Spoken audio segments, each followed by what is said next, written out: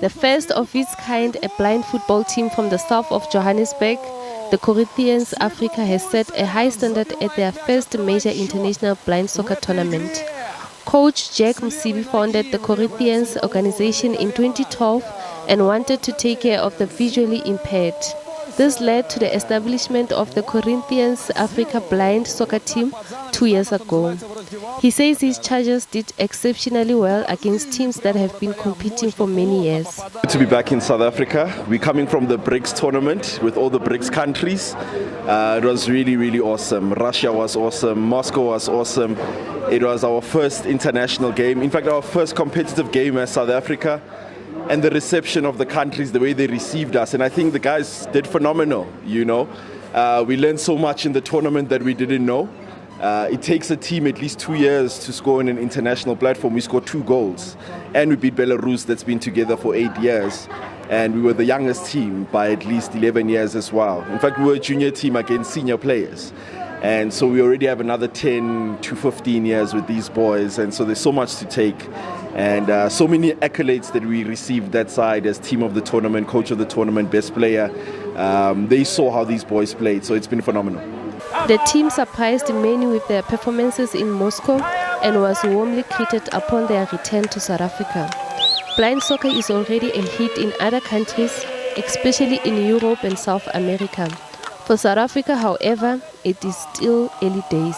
The BRICS countries are backing us and they're with us. They're going to be sending coaches to teach us, sending information. There's so many championships we've been invited to. We've been invited to Brazil next year, in the championships for South America as an African country. We've been invited to Kazakhstan in the European championships to partake as an invited country.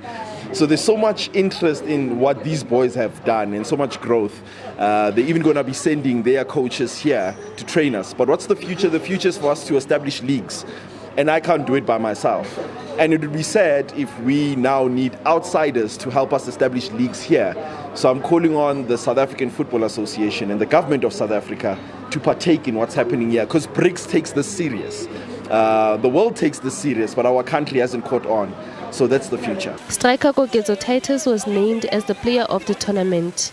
He has only been with the team since September last year, but has already made his mark on the sport.